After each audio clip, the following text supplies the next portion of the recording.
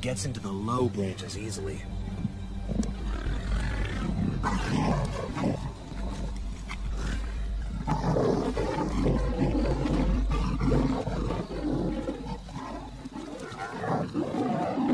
Cornered. The mother has no option but to meet her fate on the ground.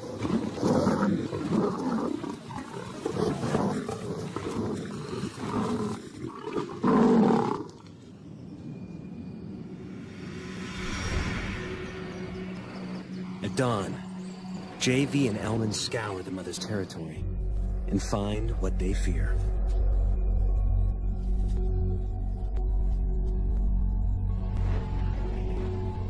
Their leopard, brutally injured, dying.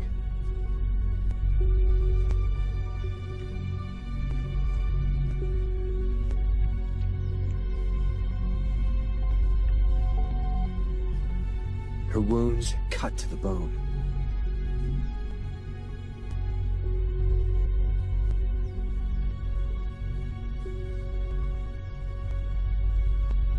They watch as life slips from her torn body, and their window into the world of leopards closes.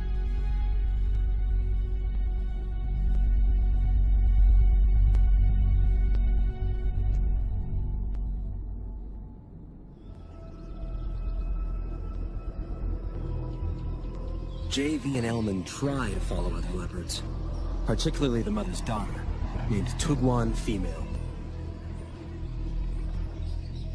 But Tugwan's nature is a far cry from her mother's. She's temperamental and aggressive, and they track her with extreme caution. So when they see her leave to hunt, they recognize a rare opportunity to get down to her den and see if she has cubs.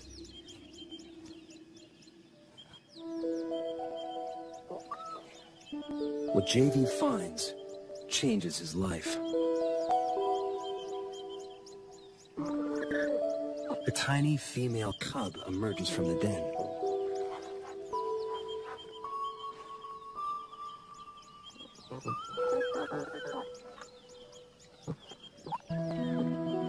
It's Manana, 10 days old.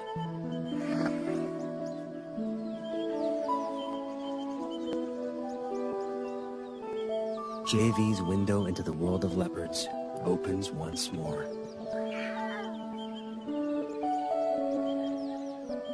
As a single parent, Tugwan must hunt, or she and the cubs will starve. So, in their first weeks of life, Manana and her brother are often left unguarded at the den.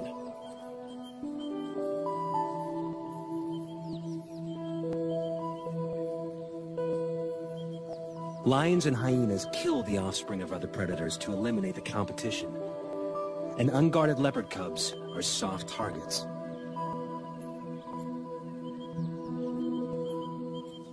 But the dense bush and cavernous rocks of the Tugwan riverbed protect this den like a fortress, allowing Manana and her brother to hone their skills in relative safety.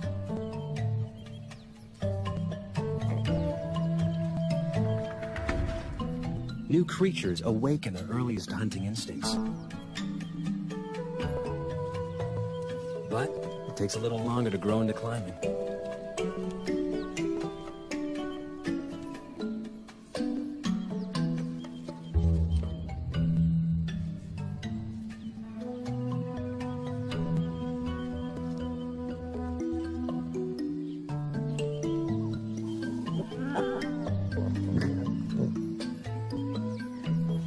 But practice makes perfect, and soon the trees become their preferred playground.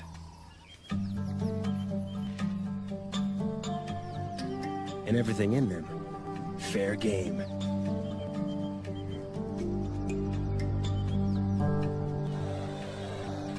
Manana soon learns that tackling prey that bites and hisses is harder than it looks.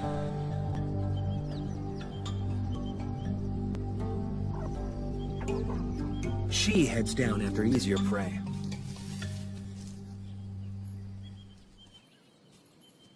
As the cubs grow, so too will the size of their prey, until at 1 year, they will be ready to catch full-grown antelope alone.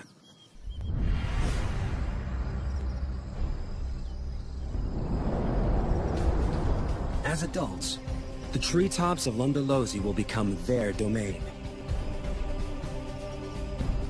The dense woodlands are perfect leopard habitat, abounding with a diversity of prey.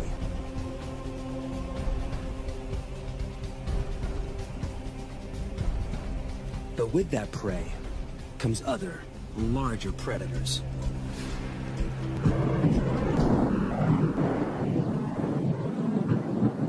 Manana learns early in her solitary adult life that catching prey is only the first hurdle.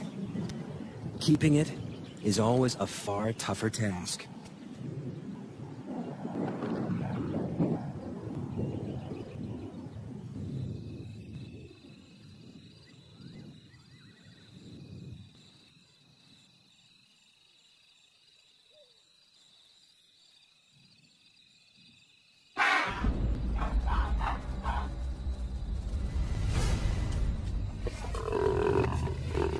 The death rattle of the impala goes up like a flag, alerting wandering hyenas to the kill.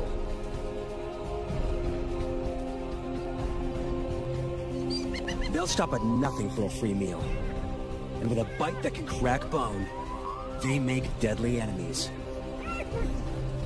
Manana is in mortal danger.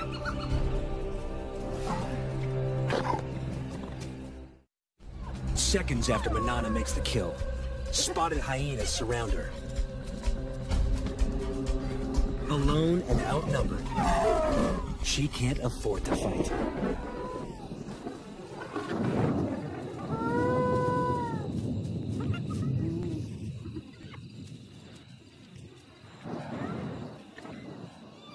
The hyenas, on the other hand, can't help fighting. A strict hierarchy gut feeding. With so many mouths, underlings must be kept out by force. Soon, the feeding frenzy turns into a riot, allowing Manana to sneak in and steal back her carcass.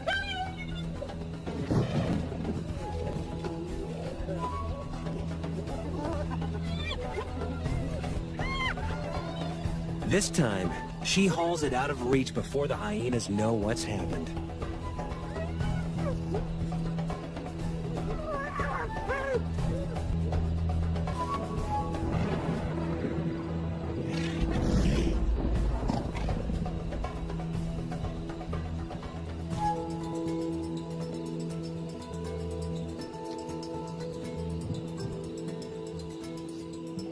She eats her fill while she can.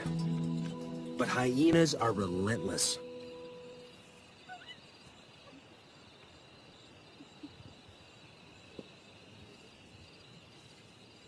A scout remains to stake out the tree and wait for Manana to make a mistake.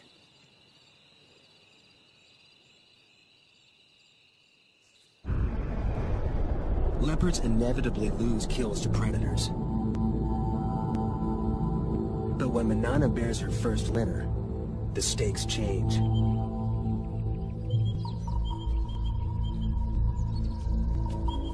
Predators are a constant, mortal threat to leopard cubs. Here in the Kruger National Park, they kill 1 and 2 infants. But even at only 4 years old, Manana proves to be an excellent mother.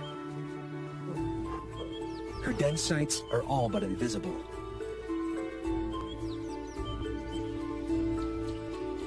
She moves the cubs every few days to keep the predators guessing.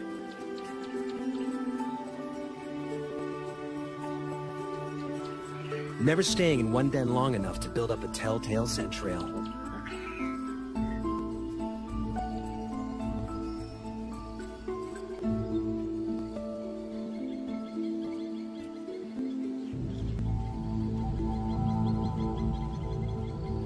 But there's one enemy that Manana cannot outwit. And JV knows it all too well.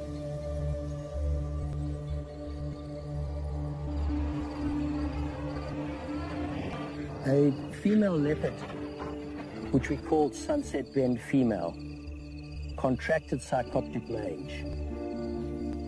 And I believed at that time that it was a natural process and that I should not interfere. And I watched and filmed while she deteriorated and eventually died. And filming her body, I realized I had it within my power to save her life, and I'd let her go. When Manana and her cubs contract the same mange, he is forced to make a controversial decision. Sarcoptic mange is caused by a mite that eats away the skin. In the wild, it's a death sentence.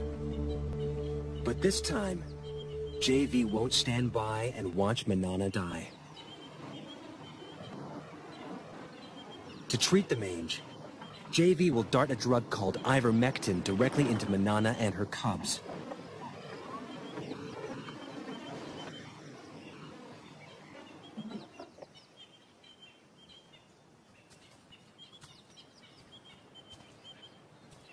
Elman tracks Manana to a dense grove of trees. One cub is on the ground below. The other in the low branches. They must move fast. The darts will hurt. Manana may see it as an attack on her and the cubs, and fight back.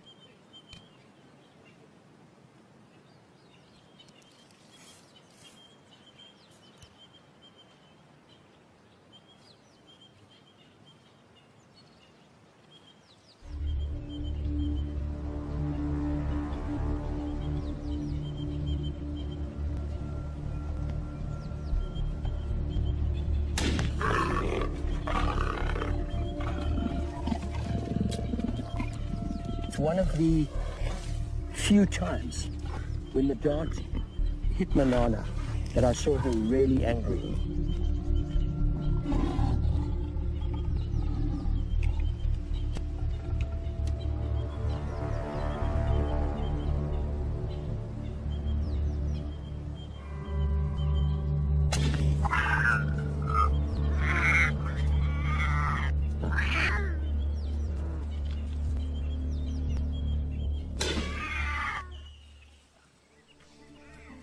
The risk is worth it. 3 weeks later, Manana and the cubs make a full recovery. JV's intervention gives Manana another 14 years of life. And her cubs survive the ordeal to become some of Lundalosi's most successful leopards. But Manana's next litter is not so lucky. A new threat terrorizes her territory. Male leopards. Territorial males kill cubs that aren't theirs so that females can bear their cubs instead. When two competing males invade Lundalosi from either side, it turns into a killing spree, as they repeatedly destroy each other's offspring. After losing 2 consecutive litters, Manana makes a move to end the slaughter. She seeks out one of the males and entices him to mate.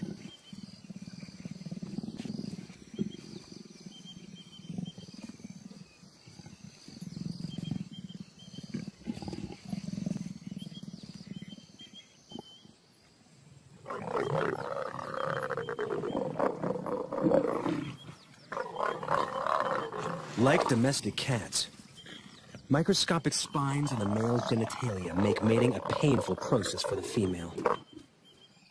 A process she must repeat every 15 minutes, day and night, for up to 5 days straight.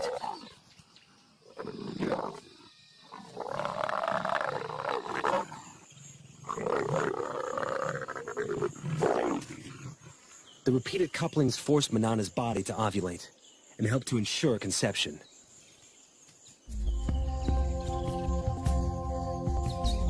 When the ordeal finally ends, She crosses her territory to find the other male, and endures it all over again.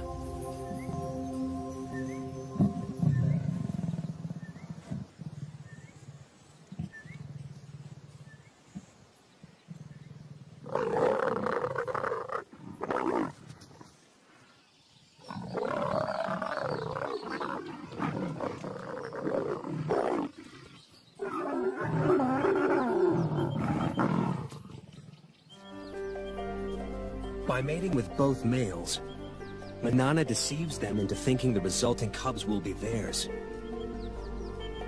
It's an extraordinary strategy that only a few leopards have ever been seen to employ. And it pays off. 3 months later, she has a single tiny cub.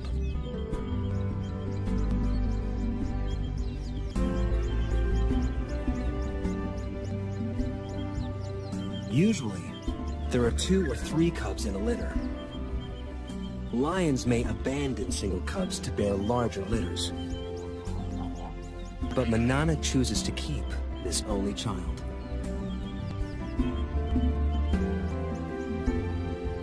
The rocky den hides many inaccessible crevices, and its perimeter is guarded by dense thorn trees. A lion or hyena will have to work hard to reach the cub. Manana leaves it safely concealed in the rocks and heads off to hunt.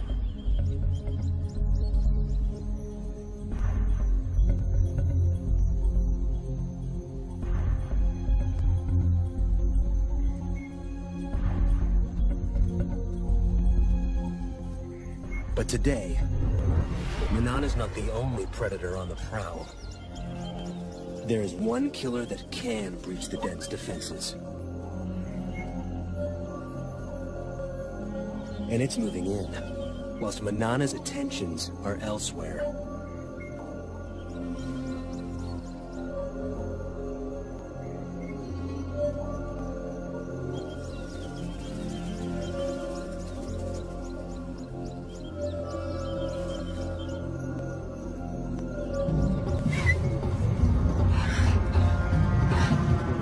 Hunt failed. Manana heads home.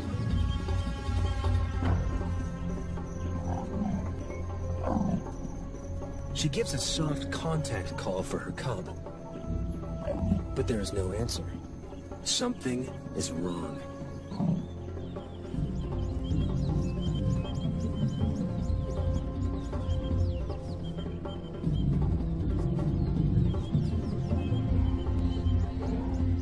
It takes only a second to recognize the killer. An African rock python, swollen with a cub-sized meal.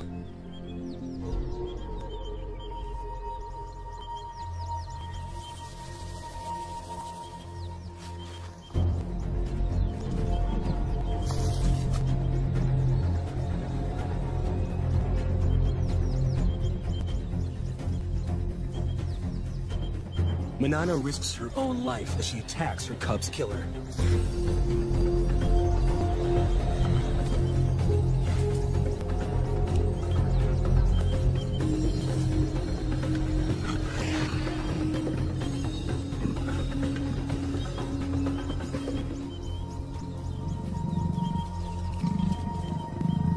The python retreats into the thorns.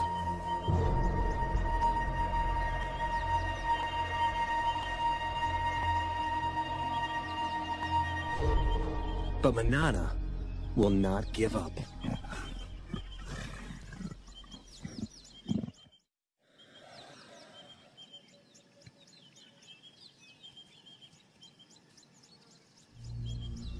For 3 hours, she lies silently, staking out the python's cave.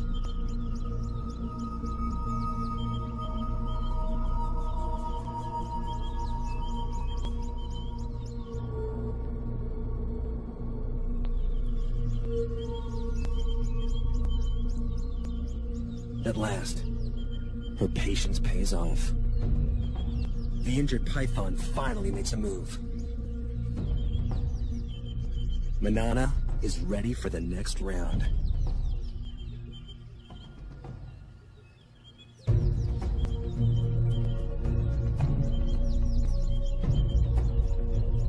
She waits until it's clear of the cave.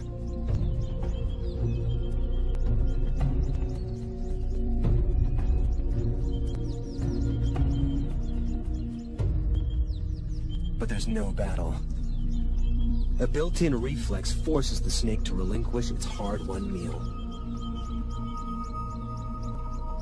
Under stress, pythons regurgitate their prey to shed the extra weight for a speedy escape.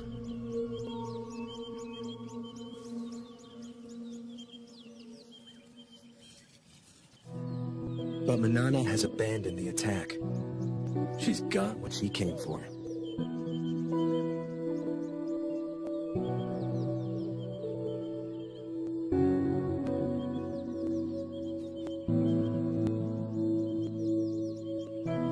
After the python disgorged her cub, I thought Manana would go after that python and kill it. But there was no act of revenge.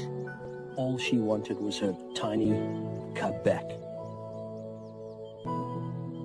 We tend to think of leopards as instinctive and animals without emotion. That is completely untrue.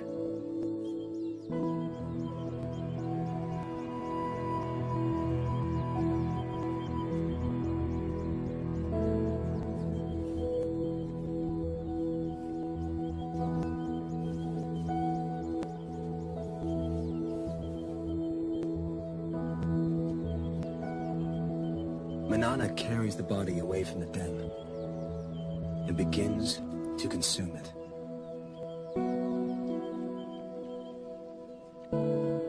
Manana knows that her cub is gone.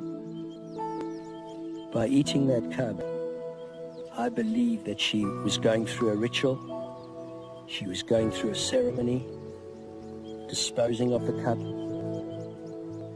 It was one of the most emotional times I ever spent with her. And then, incredibly, for 4 days she called for a cub that she knew was already dead.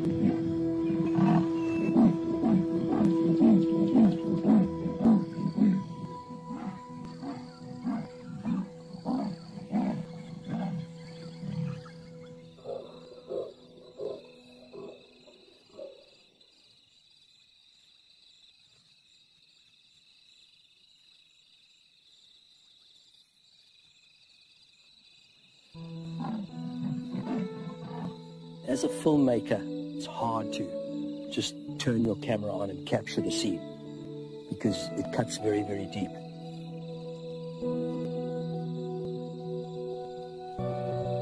Manana's grief is tangible, but losing cubs is a reality all leopard mothers must face. Of Manana's 8 litters, only 4 cubs survived to adulthood. She can't afford to grieve for long. She must ensure her own survival. And to do so, she must hunt.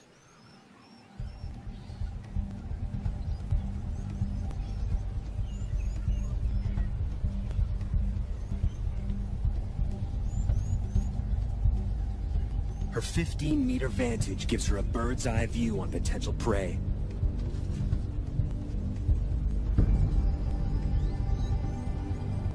An impala breaks from the herd. Manana has her target.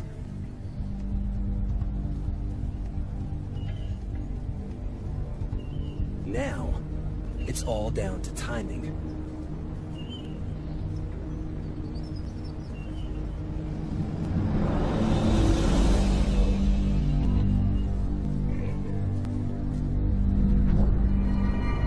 She makes it look easy, but this aerial assault is rarely witnessed. It takes a perfect set of circumstances, the right prey in the right place, perfect timing, perfect precision. But it means nothing until her belly is full.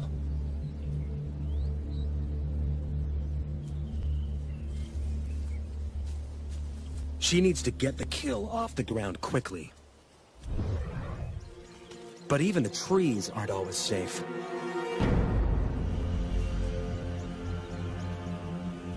Lions are the leopard's #1 enemy in Africa. They're 3 times their size, and unlike hyenas, lions can climb.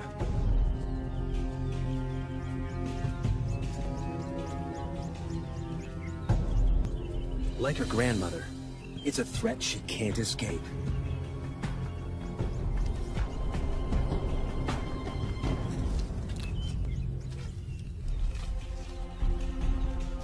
Manana retreats to the highest, thinnest branches, and watches as she loses yet another kill. To defend it would be suicide.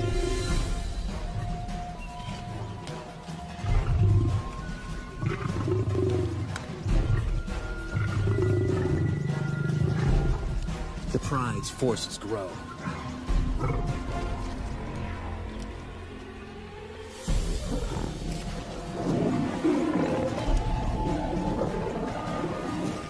But numbers are not always a strength. In hungry pride, every scrap of meat must be fought for.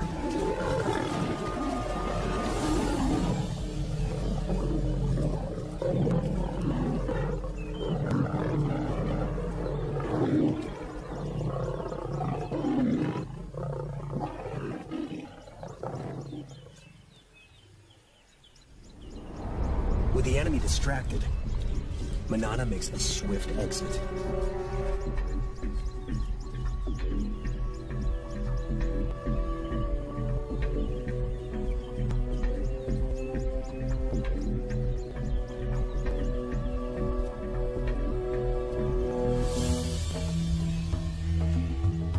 Barely is one opportunity lost, then another presents itself. A cheetah is on the hunt. They may look similar, but the cheetah is a very different animal to Manana. They're matched in weight, but the cheetah's long, streamlined body is built for speeds of over 100 kilometers an hour.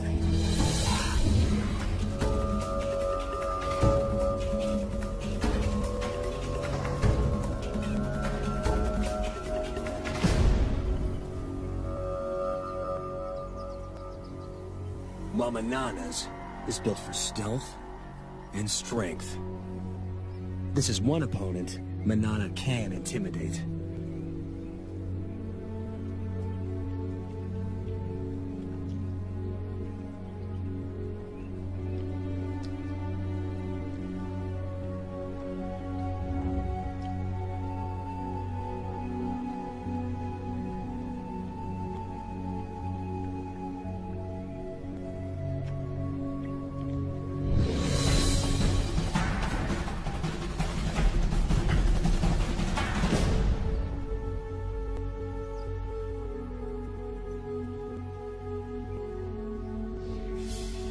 Leopards only pick fights they can win, except when it comes to territory.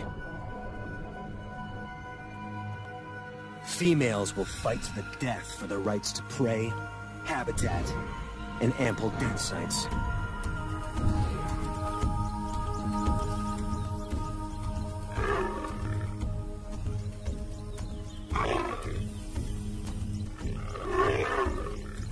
In her prime, Manana is a formidable opponent.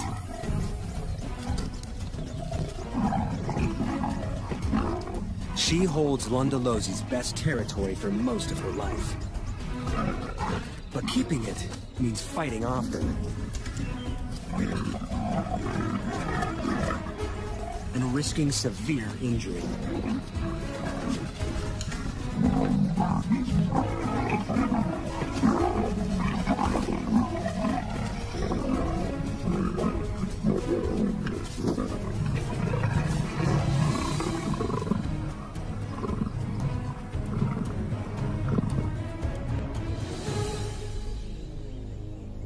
As Manana grows older, those injuries begin to take their toll.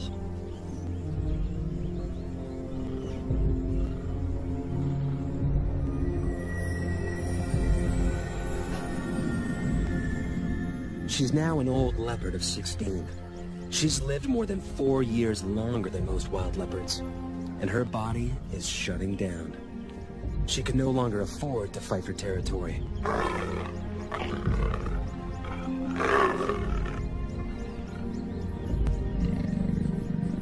She must watch, humbled, as younger, fitter females mark on her turf and claim the best of her territory.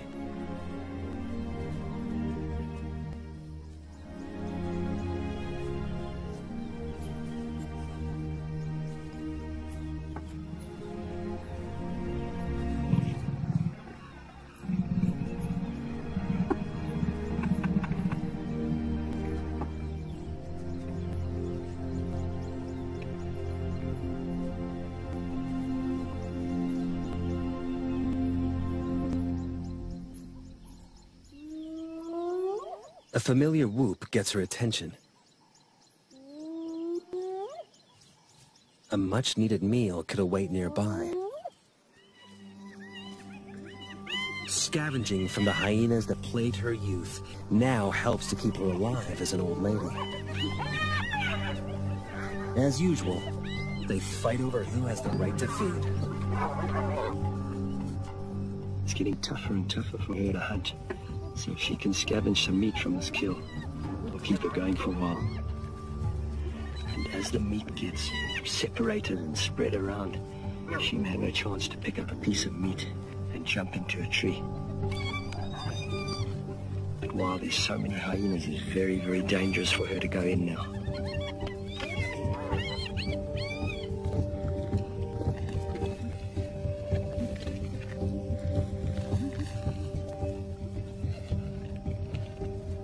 She walks a dangerous tightrope.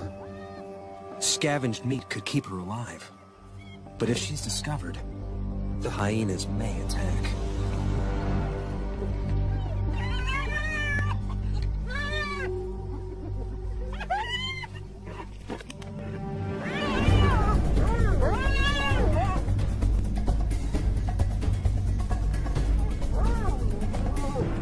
She's safe in a tree, but she's trapped.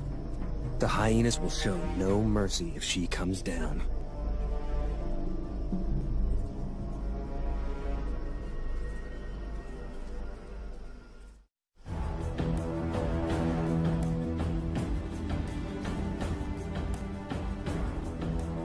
Manana waits for hours in the blazing sun.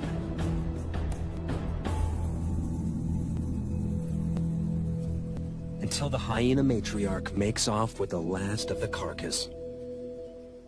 With the hyenas fat and fed, it's safe to come down at last.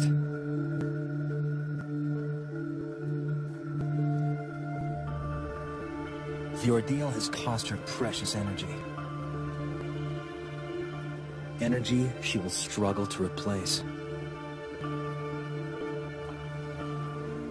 6 months down the line, every day of life for Manana is one that JV doesn't expect. He heads out regularly to check up on her.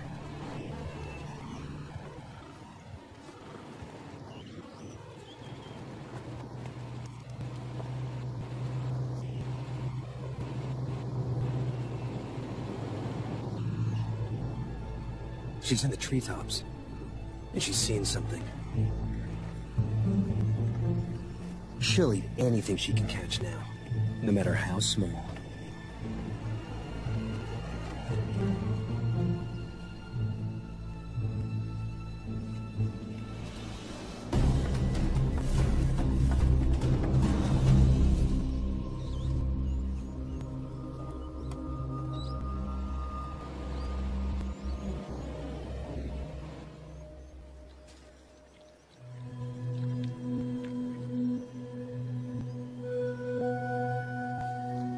Manana used to be so fast, so strong. But now she's nearly 17. She's had to adapt to catching smaller prey.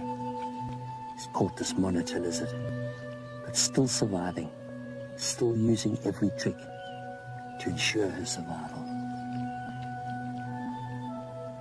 She's very old.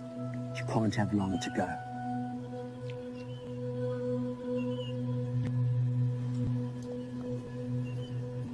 JV moves to sit with her, perhaps for the last time. Okay, my goodie. In just a few weeks, she will be 17. A record age for a wild leopard. The equivalent of 85 human years old. Okay, go. He chuffs to her, a sound of reassurance that she would use to calm her cubs. Okay, go.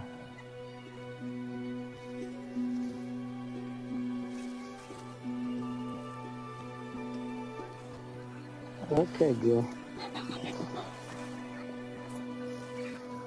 Okay, girl.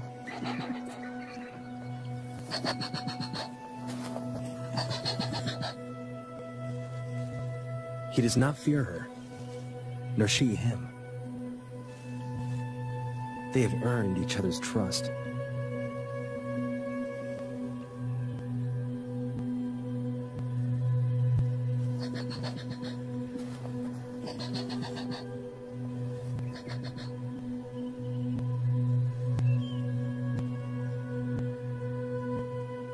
There are few people who could lie a body's length from a wild leopard. But JV knows his time with her is drawing to a close.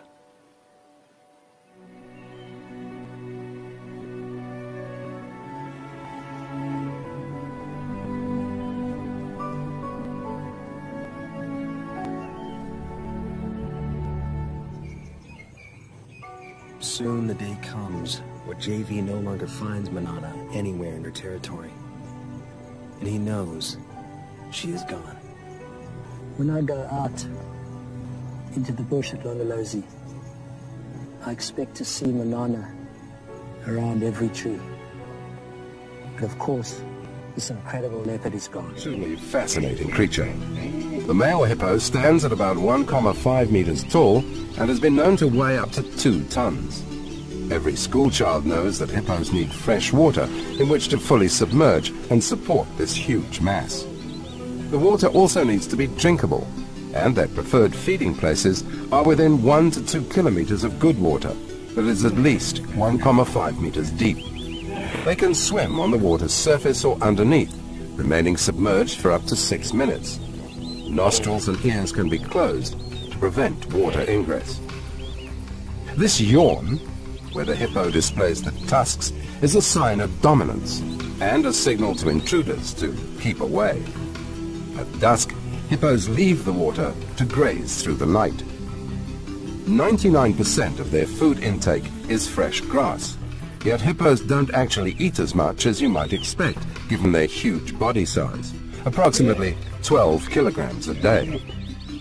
Hippos give the impression of looking a lot more docile than they really are. But beware, they are officially classified as the most dangerous mammals on the African continent. Stay away from hippos and take extreme care if planning to view them.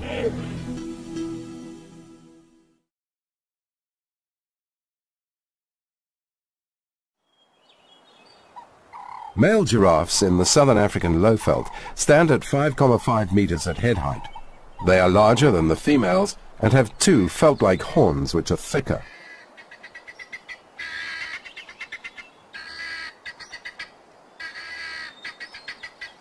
The front legs are straddled with the knees bent to reach down and drink water. In this position, the giraffe is very vulnerable. They only drink if water is available, but can survive without it. The mother stays closely protective of her calf. This mother-child bond lasts until her next calf is born, and the maturing calf has learnt the life skills needed to survive. Young giraffe are regularly killed by lions. Only about half survive their first year. These giraffe are feeding on protein-rich leaves and shoots at the top of acacia trees in the Kruger National Park, the most important source of food for giraffes. Twigs and branches are pulled into the mouth by the giraffe's long tongue. Small twigs are chewed and swallowed, including the thorns. They also eat the flowers and pods of certain trees. All is washed down with large quantities of digestive saliva. Notice that they soon move on from one tree to the next. This is because the acacia tree has a natural built-in defense mechanism. When eaten, the tree exudes a bitter chemical substance, tetanin, noxious to giraffes. So they have to be quick to avoid the bitter substance contaminating their food.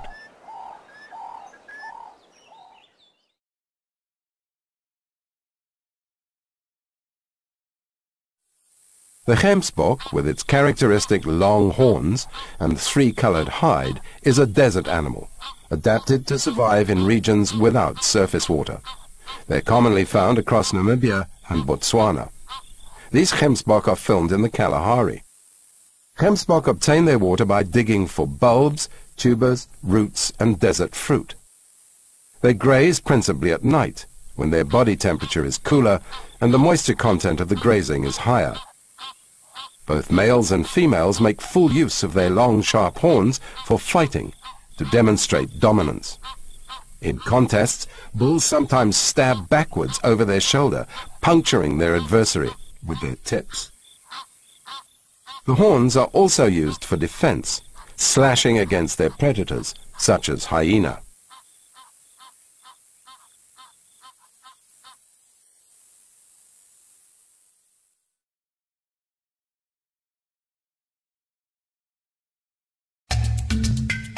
Long-legged and slim, these cats are built for speed.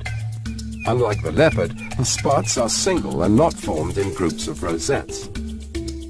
There are also distinctive black tear stripes. This is a massive creature, standing up to 1,8 meters high at the shoulder, with males weighing up to more than 2 tons. The white rhino is distinguished from the black rhino by its broader muzzle and wide lips.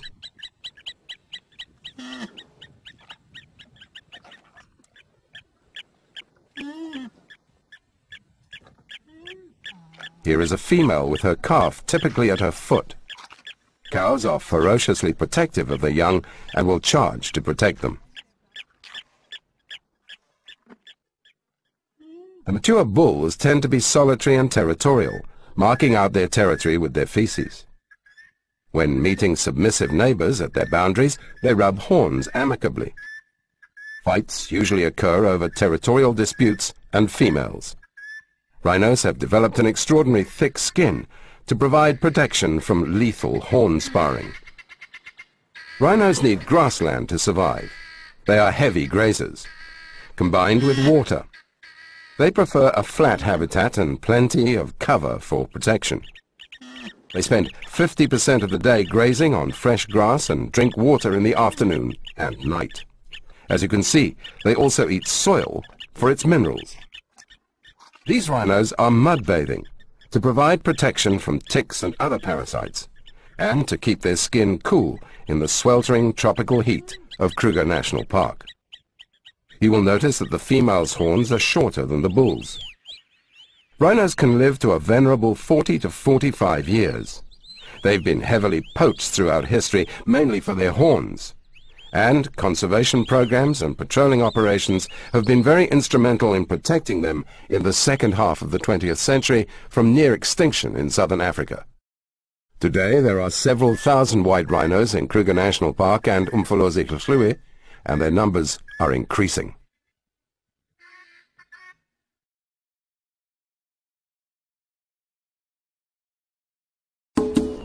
The other cat of the big five, the leopard's distinguishing black spots, are grouped in clusters of rosettes, unlike the cheetah's jewel spots. Adaptable and resilient, leopards are able to survive in a wide range of varying habitats and live right across South Africa, even not far from urban areas and in and around farmland, as well as arid zones. This leopard, filmed in the Kruger National Park, has taken its prey high into a marula tree to eat it without being harassed by scavengers. They eat and hunt anything, from small rodents to larger antelope, reptiles, fish, primates, and birds, depending on the habitat. Interestingly for a cat, they also eat fruit. They hunt principally at night, but during daytime too, especially where good cover is afforded, by stalking to within 10 meters of the prey, followed by a short chase and a pounce to kill, delivered by a bite to the skull, neck, or throat. The leopard is a solitary cat, unlike the lion. Both sexes mark out a territory with urine. The male's territory overlaps the female territories, allowing him privileged access to the females for mating, and vice versa, the female's access to the male's food.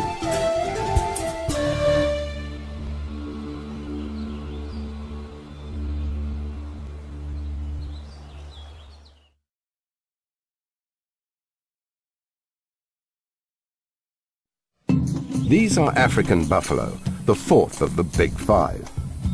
Much like thick-set, heavily built cattle in appearance, buffalo have characteristic horns. Thick, wrinkled bosses across the forehead, from which the horns protrude sideways and downwards, curving upwards to the tips. These are large, bulky animals that need to eat a lot, almost 20 kilograms per day of protein-rich grasses, preferably, and other greenery.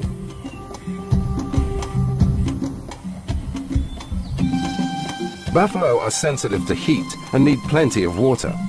Here they are enjoying a watering hole, drinking and wallowing to cool off in the afternoon heat.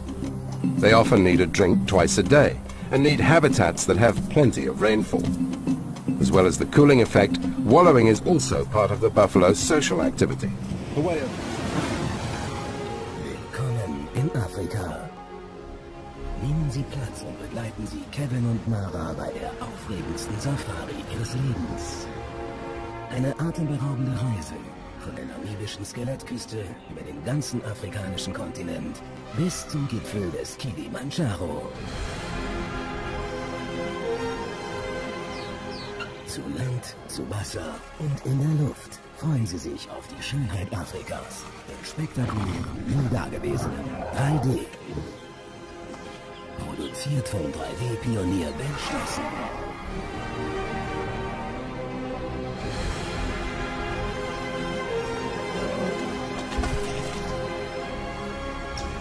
Und vergessen Sie nicht, nachts Ihr Zelt zu schließen. Da sind Löwen im Camp. Keine Ahnung, wie viele. Dieses 3D-Abenteuer wird die aufregendste Reise Ihres Lebens.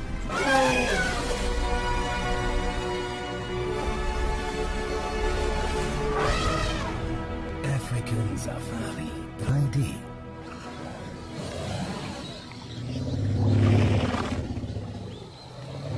Entdecken Sie Afrika hautnah.